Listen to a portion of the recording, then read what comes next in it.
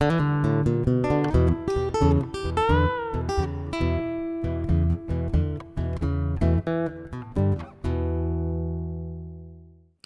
a special thanks goes out to Mike Kapotsy. Thanks so much for getting me started on the sticker swap. I've had a lot of fun collecting the stickers, making connections with woodworkers from around the world. And also, Mike, thanks for the sweet t-shirt, man. You can check out Mike. He's a super nice guy. You can check him out on YouTube under Mike Kapotsy. He does tutorials, and he does a shop update so you can catch what's going on in his shop. Also, special thanks to the SoCal Woodshop. There's a kind of a collective of guys, 12 to 15 guys, that share a shop space. They've pulled all their equipment together and they work on projects together for clients, and it's fun to follow them along too. You can check them out on Instagram under SoCal Woodshop. I'll leave the links for these guys so that you can check them out for yourself, but I did want to give them a special mention. Okay, so the topic of this video is air compressor maintenance. Guys, it's something that's so simple, so overlooked, and so important. And it comes up because a contractor friend of mine was having trouble with his air nailers, and the problem was not rooted in his air nailers, it was rooted in the lack of maintenance with his air compressor. So I want to cover that real quick. Now, this is not going to be a full dissertation on everything air compressor. What it's really going to be about is just the air compressors I have and how I maintain them. And it's so simple, guys. You know, the main thing with air compressors is simply keeping the water drained out of the tank. So when I come out to the shop, and it doesn't matter if I'm working in the shop for the day or if I'm going out to the job site, I come out to the shop every morning, and the first thing I do is I go into my storage room where I have my compressor, and I drain down the tank.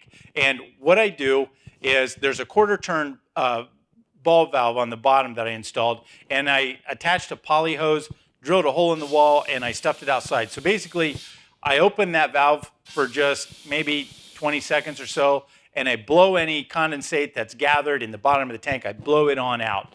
I close that valve, and then I have a valve that's on the side of the tank, and that feeds the shop air lines, and I turn it off. And then basically there's a small particulate filter there, and it really doesn't have any desiccant in it, but what I do is I just go ahead and open the valve on the bottom of it, and I let the pressure in the system back blow, and that anything that's going up through the lines, it allows it to be blown backwards back into that filter and into that bowl, the vial or the bowl for that filter.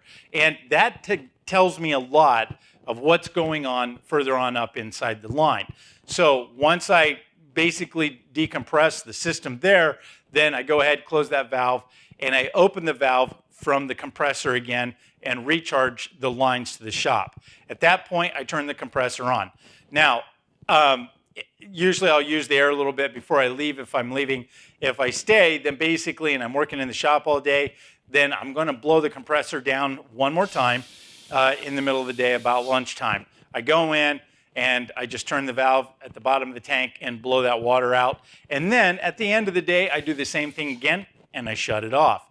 And it might seem like it's a little overdone, but guys, it takes 1 minute to walk in there and open that valve, blow it down, just blow any of the water that's gathered in the bottom of the tank, blow it out, and leave it at that. Now, I find it very important to shut the compressor off for the night. I don't like to leave the compressor on so that it'll run. And here's the problem, and here's what's happened locally. A couple of shops both had ruptured air lines, and for one shop, they had a compressor similar to mine.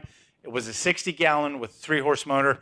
It ran constantly trying to, of course, recharge the lines with the drop in PSI, and it ran till the motor burned up and seized up, and the next day when they came to work, they found that the pump, the paint was burnt off, and the motor was all burnt up, and there was a black mark on the wall, so they really dodged the bullet on that one. In another instance, the line ruptured, the shop line ruptured, and the air compressor was an 80-gallon 5-horse. It ran constantly until it actually caught fire. So the guy that owned the shop found out that his shop was on fire when the fire department called him and said, "Hey man, your shop is on fire." So I don't like to let my compressors run when I'm not around. So at night, I shut them off for the night and I turn it back on at the beginning of the day. And both at the beginning of the day and at the end of the day, blow it down. You know, look guys, It might just kind of seem overdone to go in there and manually do that. And you might wonder, why don't I use an automatic system? Back in 2000, I worked for a mechanical contractor, and we worked on commercial buildings a lot, and the HVAC systems and the boilers and things like that. And a lot of those systems, in a lot of the buildings, they had air compressors in them, and we put automatic blowdown systems in them. The automatic blowdown systems require a lot of maintenance. As the compressors get condensate in them and the insides corrode a little bit, that corrosion goes through and it fouls up those automatic blowdown valves. So we would have to replace the valves. We would have to remove the valve, stick another one in, go back to the shop, fix the fouled up valve, and then when another one went bad, we'd put the repaired one in and swap them out. So we were constantly swapping out those automatic valves. I don't like the automatic valves. The big thing for me is I want to put these eyes on my equipment. So when I go in and I blow down real quick, I also look at the oil vial, I check the quality of the oil, and I check that the level is where it needs to be. And then I also, every couple weeks, I pull the filter and just look at the filter real quick. Guys, this whole operation takes like a minute and a half. I mean, what's that worth to you? Also, out in the shop, I have a couple drops. I have the hose reels, and at that point, I also have some of the simple particulate filters with the vial on them. And every couple of weeks, I check those. I blow those down, and I check to see if there's moisture in them. I check to see if there's oil coming through, and also the particles and everything. Guess what? When I check those, they have very little moisture, if any at all, in them, and they stay really clean. So what that tells me is that everything I'm doing at the compressor, at the source of the air, is working because my air's staying dry and it's staying clean. This is very important for me because I use a pressure pot to spray, and I leave the pressure pot loaded up with pre-cut lacquer, which is what I use 95% of the time, and I run that off of the air compressor. I don't want water mixing in with that, and I don't want oil mixing in with that. So what I'm doing works, and it sounds like a lot of maintenance, but it's not. It's super easy. And here's the thing, guys. I make my living with my tools, and even if I didn't, tools are expensive, and I need to take care of them.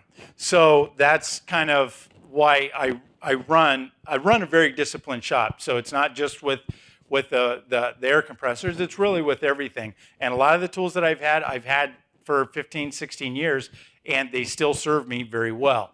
So my small compressors, I have two small compressors that I take to the field. One's lighter and easier to carry. It's the 6-gallon pancake compressor. It's pretty much plug and play. At the end of the day, at the end of each work day, if I use it, I just open the turn valve, the blowdown valve, and empty out the air and the water that comes out of the tank. Now, anytime, the first thing I do when I get a new compressor is I put these valves on them, because the knurled knob valves that typically come, the drain valves that typically come with the compressors, they're crap.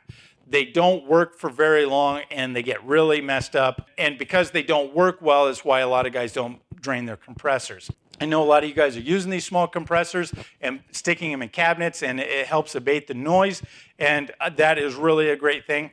But guess what, guys? You don't want those things to run continuously. I really urge you to turn those off as well when you're not in the shop. So at least I would say when you come into your shop, turn your compressor on, blow the air out, blow any moisture that's collected, just blow it out real quick, and start working with it. When you leave and you're done with it for the night, turn it off. That little compressor, if let's say your air line got a breach in it and it ran nonstop, I would hate to think of the tragedy that might occur if that compressor ran nonstop and it caught the cabinet on fire and then caught your shop on fire and then caught your house on fire. So those are some things to think about. So that's pretty much it, guys. I have two small compressors that go to the field. I keep those drained. I keep the filters clean. On one of them has an intake air filter, and then, of course, my big 60-gallon 3-horse compressor in the shop. I keep the water blown down out of the tank. I keep the air filter clean, and I keep clean oil in it. So these are the things that will help make your investment in your tools last a long time. You know what? Lack of maintenance will always catch up with you in the worst way. So that's kind of all I have for you this time, guys. So until next time, please take care of your tools, stay safe in your shop, and we'll see you in the next video.